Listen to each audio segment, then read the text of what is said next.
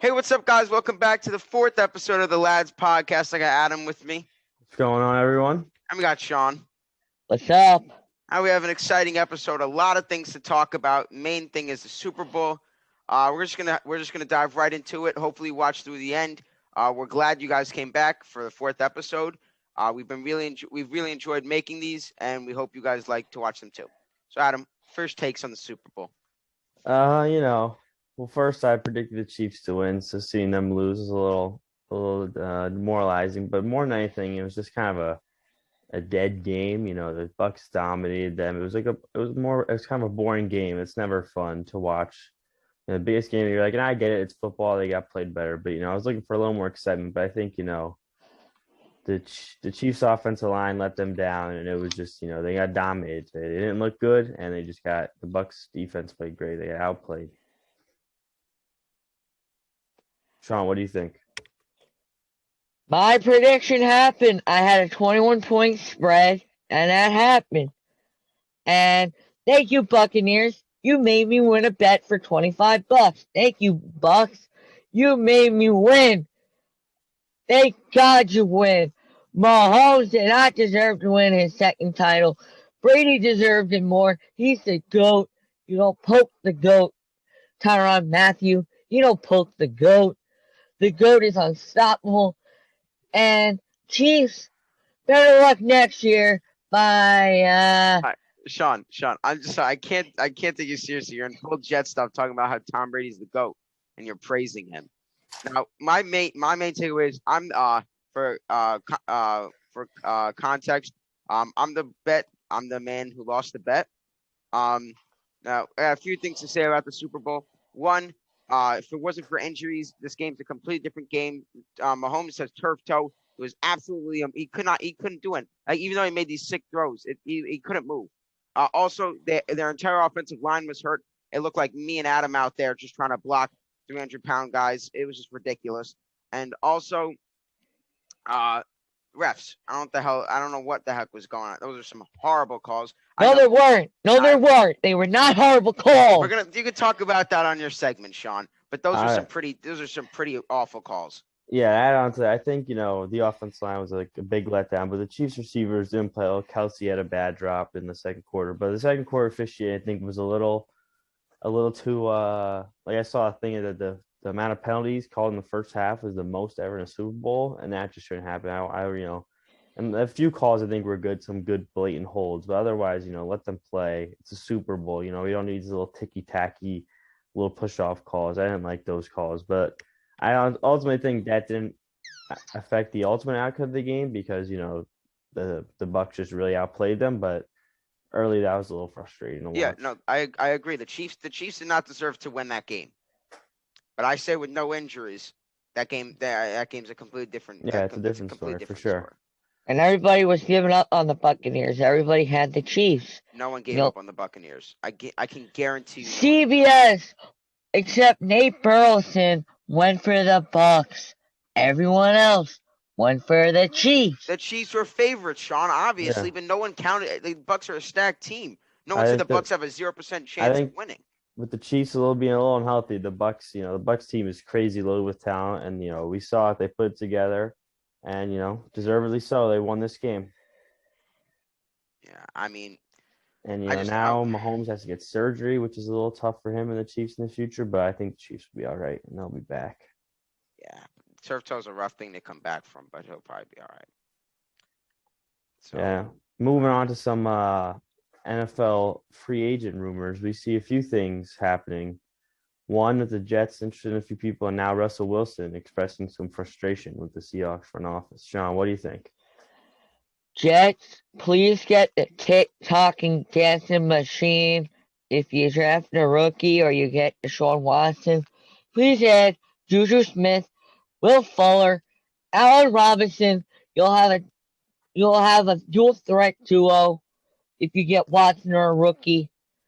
In Joe Douglas, we trust.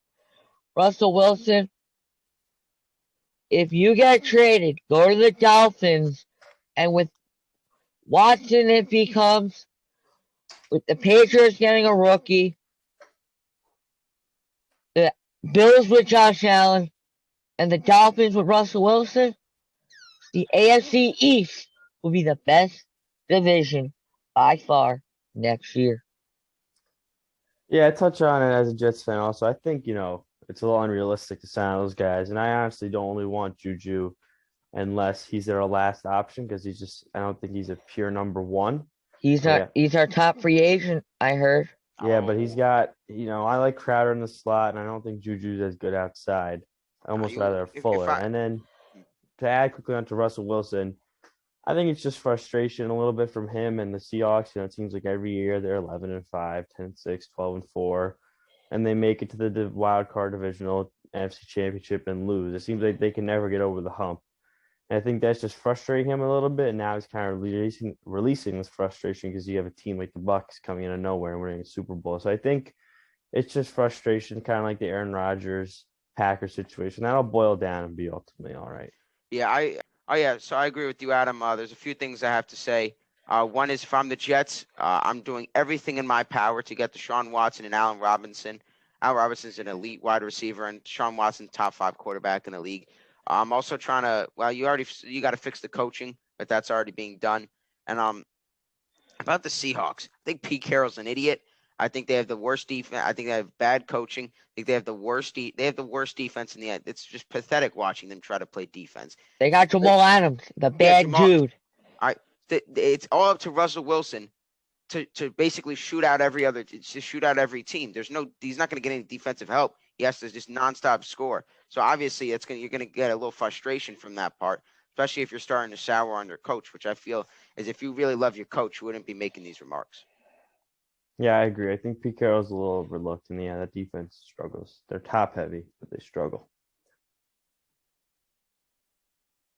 All right, now we can move into everyone's new favorite segment, Shawn Uninterrupted. Shawn, I'm going to give you the floor. Hold on, wait. Just remind you, this is Shawn's time to speak. He gets however long he really wants to talk about, says whatever the heck he wants, and then we'll go over everything he says. All right, the floor is yours. Deshaun Watson, if you're going to watch this, please come to New York. Hey, Brett Favre, you're a dope for saying Deshaun Watson to just be quiet and take his money. You've been retired for almost 10 years, you dope. Knicks, please get Zach LaVine for the love of God. We need Zach LaVine with Emmanuel Quickly, Derrick Rose, and then the Knicks will be an 8 seed. And Yankees, listen to me. I want you to go to the World Series. It's been too long. It's been 10 years since you went to the last World Series in 2009.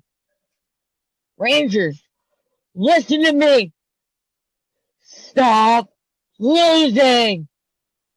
And why did you lose to the Islanders? You lost to the worst New York team. And the Jets, if you listen to this, if you don't get Watson, and if there's a freaking miracle anywhere that Trevor Lawrence does not go number 1, please kick Trevor Lawrence. Thank you, everyone. Shawn Uninterrupted. I'm done. All right, a lot to bring in.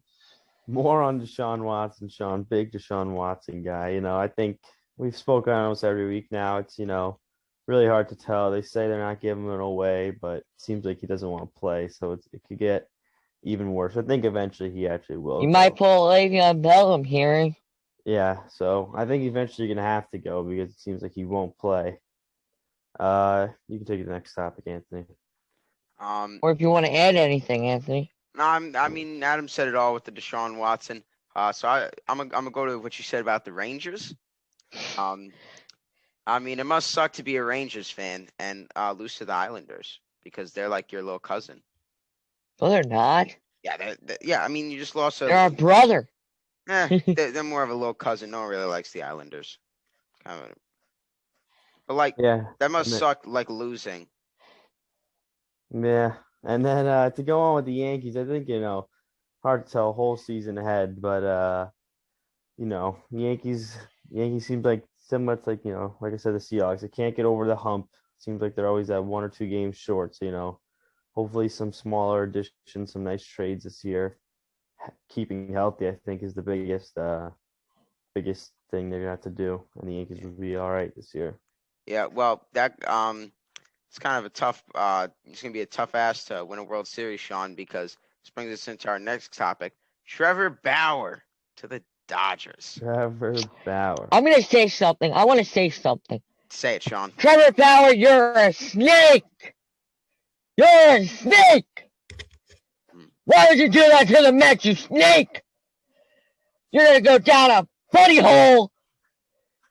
You take $102 million for 3 years. You're just snake.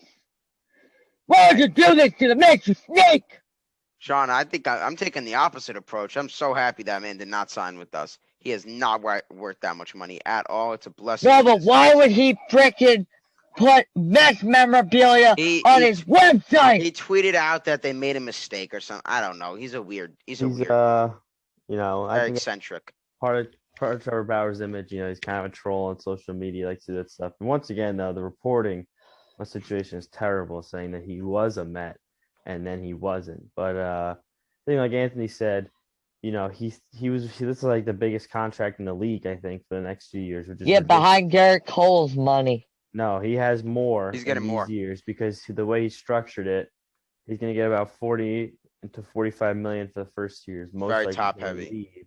After the third year. Why do they say that he signed him for 3 years and $102 million? Because it's a lot less money in the third year. He did, but he structured it in a way where he gets like the money in different increments. So if he stays for the third year, he'll only get like 15 million, but he's gonna leave to just try to get more money.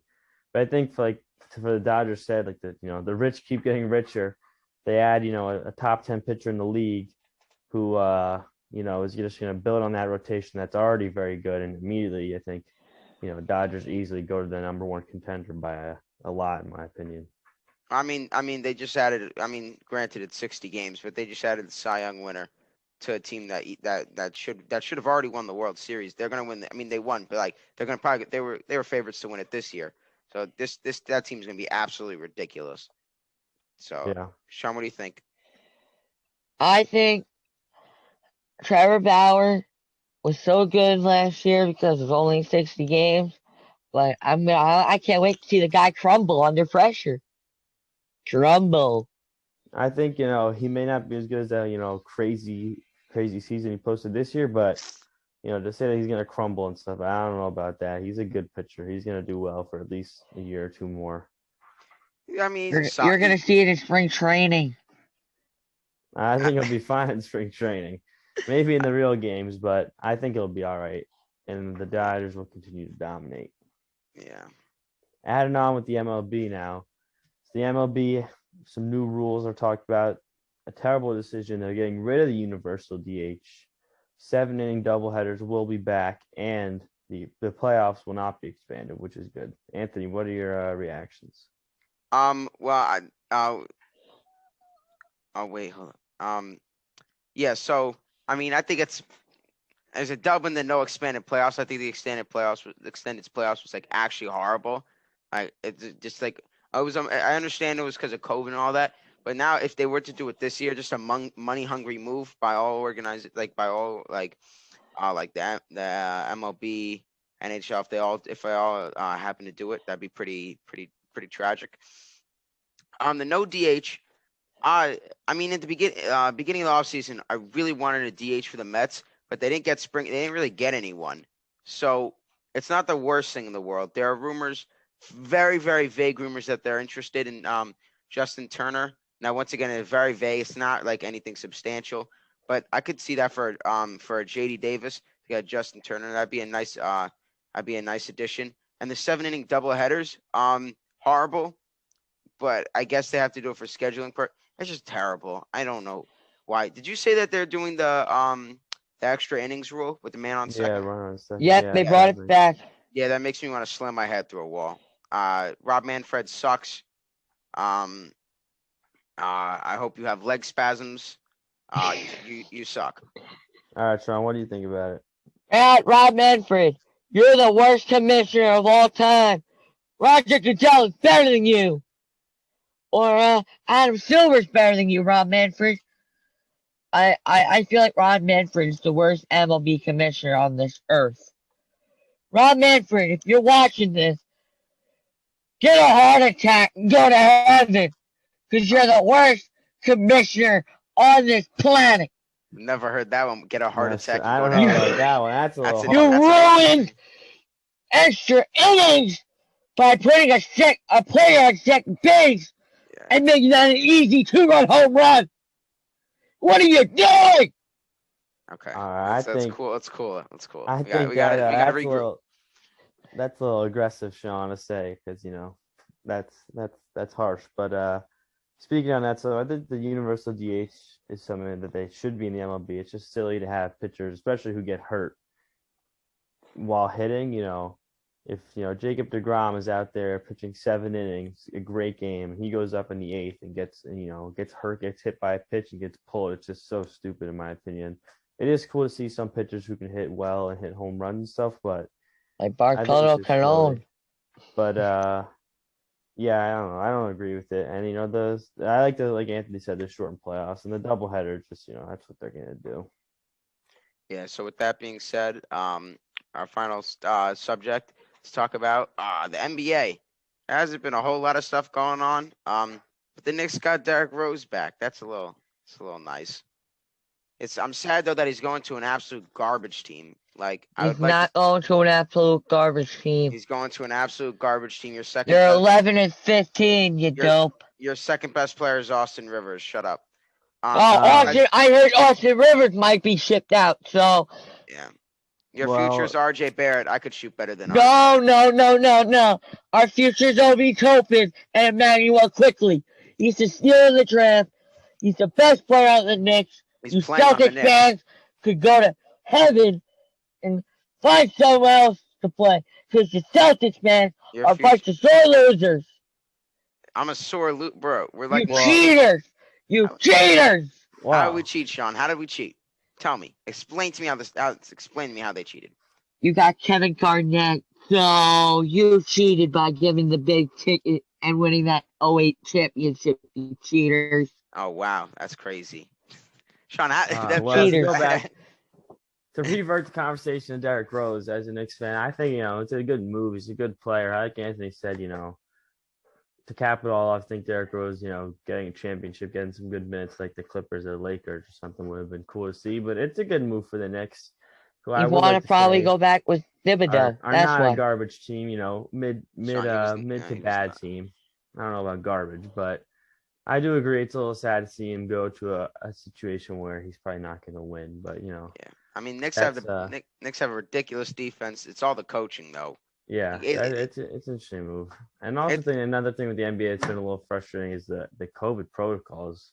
Having Kevin Durant play a game, say he can't play, then start playing, and then take him out. It's really poor. The dude got COVID negative twice, and he has to still quarantine. What's wrong with you, Adam Silver? Yeah, those protocols were a little odd to me. Yeah, I mean, NBA, it's a rough situation because it's indoors. There's a lot of contact involved. But they do have to tighten it up. It's become. LaMelo had an interview. He was like, I didn't even get to touch the court before a game, which isn't that big of a deal. But like, you got to be trying to figure stuff out in advance if they're not already. Yeah, I agree. So before we end this episode 4, I just want to talk to you, Sean, about how so in the Super Bowl, you really think those were good calls by the ref? Yes, because Tyrann Mathieu was kind of dopey, and Woodland. So I'm telling you, right, straight up, Buccaneers did right. Had one penalty against them. Chiefs were playing like, oh, I'm playing NFL Street, where I could get 1,000,000 penalties. Yeah, I mean, I also think it's the Brady effect. Brady gets what calls and I'm a Patriots fan and I know it. If you have Tom Brady, you get what calls you want. You're never gonna get more penalties than the other team ever. And guess what, Anthony? What, Sean? You gotta pay me up.